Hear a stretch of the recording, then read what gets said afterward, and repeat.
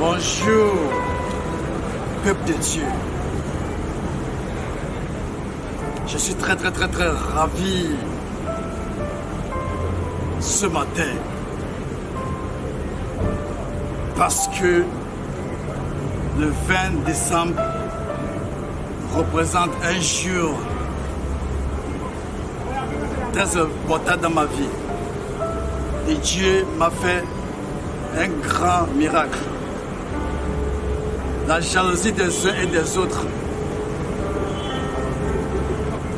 a poussé beaucoup de personnes à s'organiser contre moi, le prophète messager de Dieu, un envoyé, un élu de Dieu. Et c'était le 18 novembre 2018. Non, excusez-moi, le 19 novembre 2018. Et le 20 décembre 2018 que bon nombre de personnes sont organisées parce qu'ils ne veulent pas que le témoignage de Dieu puisse être fait. Mais comme Dieu, tu poses sa vision, il te fait sortir dans les choses. Et il m'a fait grâce. Je suis avec vous et je continue à prêcher l'évangile tel qu'il le faut. Ils veulent encore plonger le monde dans l'obscurité. Pendant que nous autres, nous cherchons l'éclairage ou bien la lumière.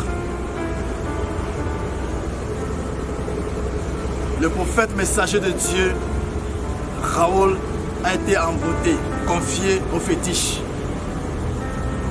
qu'il meure. Mais, comme aujourd'hui c'est le 20 décembre, je prends ce 20 décembre comme si un jour de souvenir, un jour de mon anniversaire.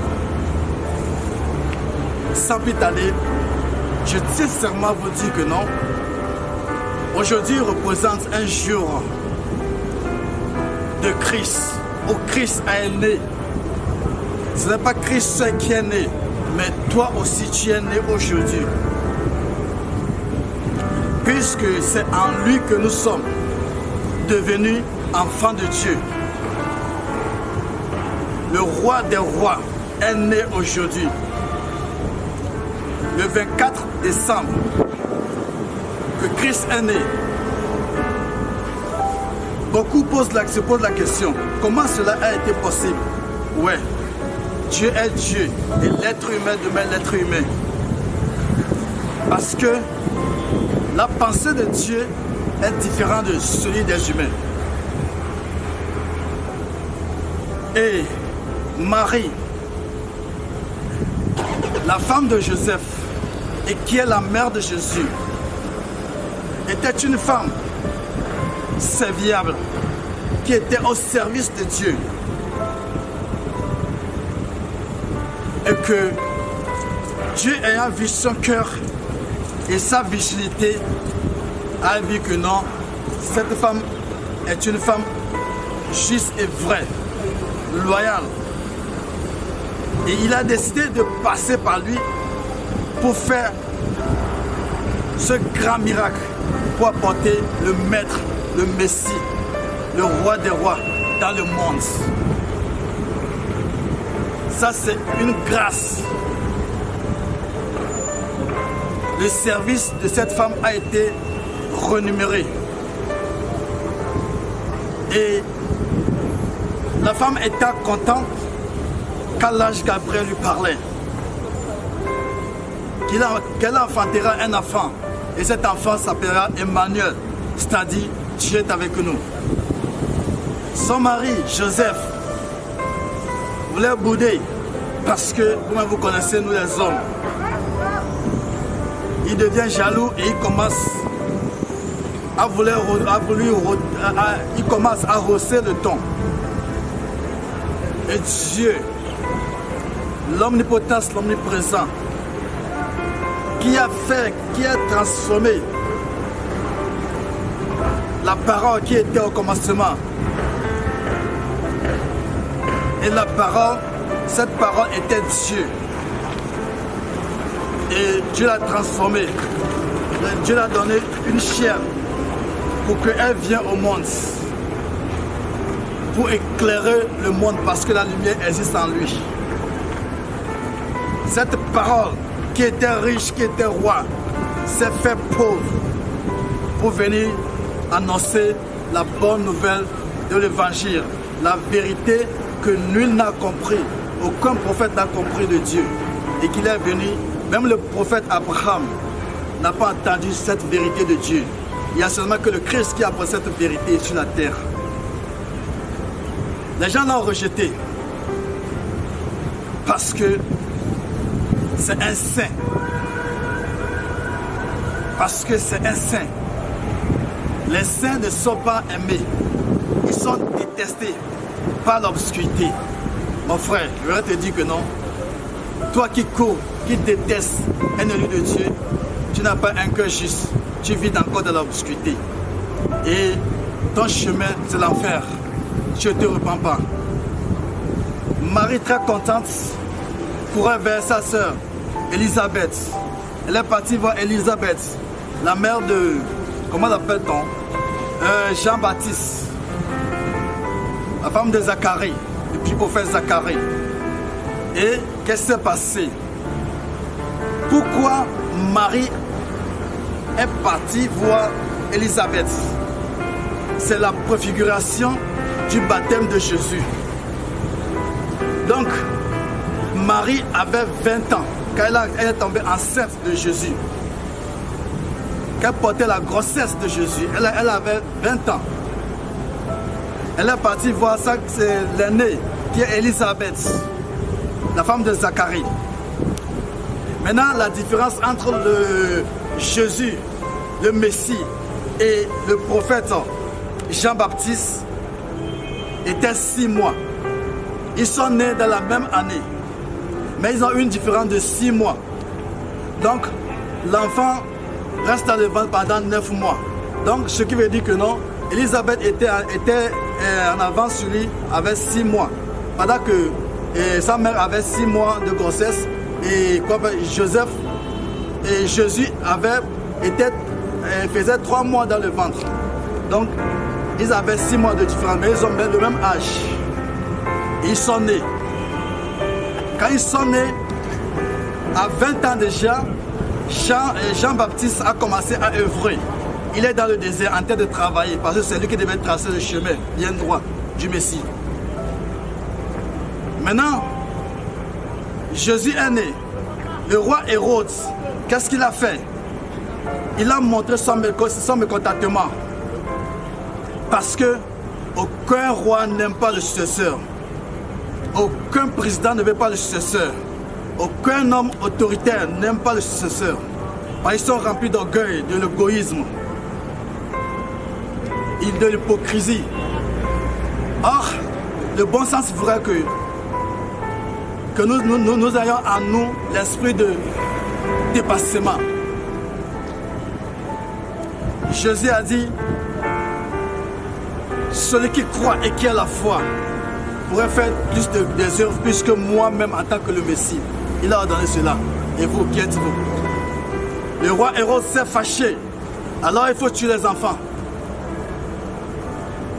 Et quand l'étoile a commencé à signaler que non, le Messie est né quelque part, parce que Dieu a révélé à Joseph de prendre son enfant pendant que le roi Hérode est en train de faire ses bruits.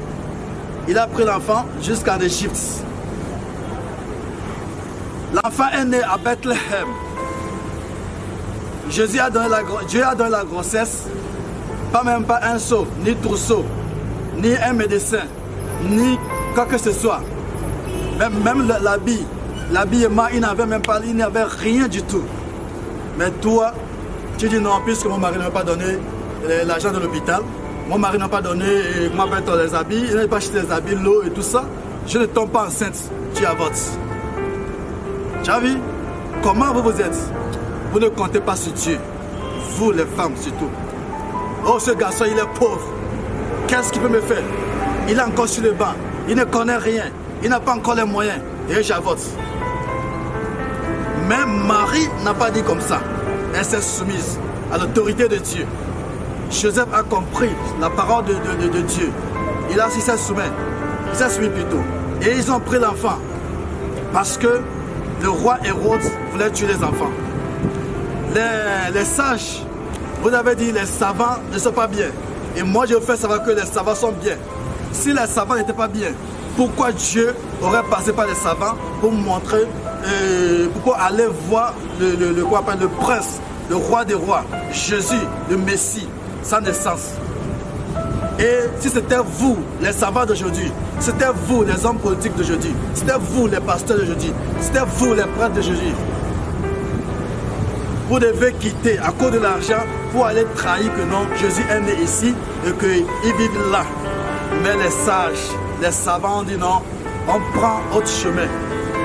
Ils sont déroutés, ils ont pris autre chemin sans aller voir le roi Hérode. Mais vous allez faire ça à cause de l'argent. La richesse de ce monde ne vaut rien par rapport à la vie que Dieu a donnée. Maintenant, qu'est-ce que Jésus a fait? Ils sont partis en Égypte. En Égypte, tous les vaudous sont tremblés. Les marabouts sont tremblés. Les démons sont tremblés. Parce qu'il y a un saint qui est arrivé dans le monde. Il y a un saint qui s'est arrivé dans le monde. Et ce saint-là, il n'y a pas son deux. Ce saint, il n'y a pas son deux. Les sages de l'Égypte se sont levés. Qu'est-ce qui se passe? Il leur a montré que non. Les vaudous ont dit, les idoles ont dit non. Ils ont baissé la tête à l'arrivée de Jésus. Qu'il y a une étoile qui est venue là, on n'a jamais vu. Il est le roi des rois. Et si les idoles ont montré que non, il est plus supérieur que eux. Donc mon frère, je t'exhorte à s'humilier devant lui, à être petit, afin d'être grand dans le royaume des cieux. Maintenant, c'est toi qui cours encore. Et tu te soumets aux idoles. Tu deviens un idolâtre. Tu mens. Tu t'engages dans des choses qui n'ont ni tête ni cœur. Qui ne vont même pas t'apporter la vie. Après la mort du roi Hérode, je parle encore à nouveau à Joseph. Et il prend l'enfant. Il revient en Égypte et à Jérusalem. Donc, quand ils sont revenus, l'enfant a commencé à grandir. Mon frère, la manière dont tu es né, tu n'as pas le droit de rester intact, intégralement comme ça. Tu vas grandir. Donc, le Messie est né. Il a la crèche, au pâturage, et quoi peut-on dans le... Il y a la crèche. À la crèche, ce n'est pas à l'hôpital. Elle a conçu Jésus dans un endroit où vivaient les animaux.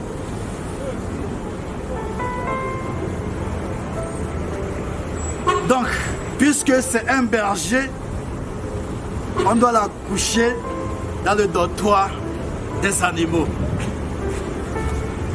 Quelqu'un dit Amen. Dieu n'a pas besoin de vos maisons. Dieu n'a pas besoin de l'hôpital. Dieu n'a pas besoin de voiture. Avant de construire l'enfant, l'enfant est sorti, il n'y a pas une gouttelette de sang qui est sortie de la Vierge Marie. C'est sa volonté. Et plus tard, Joseph est mort très tôt.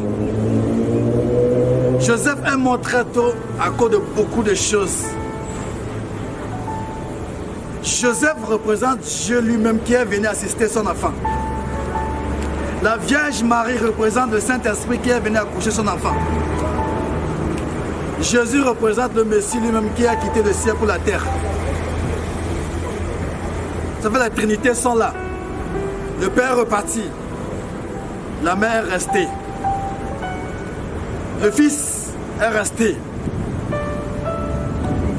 Jusqu'à ce que le Fils ne grandisse. À 12 ans, l'enfant a parlé. Je suis venu pour accomplir les œuvres de mon Père.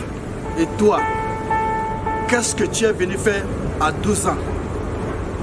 Quelle révélation as-tu?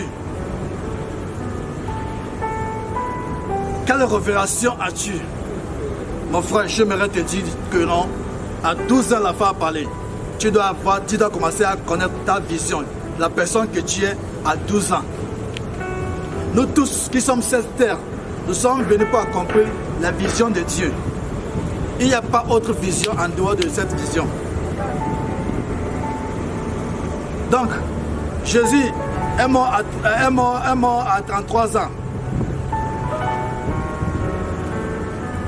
À 30 ans, Élisabeth, et comment appelle Jean-Baptiste est mort.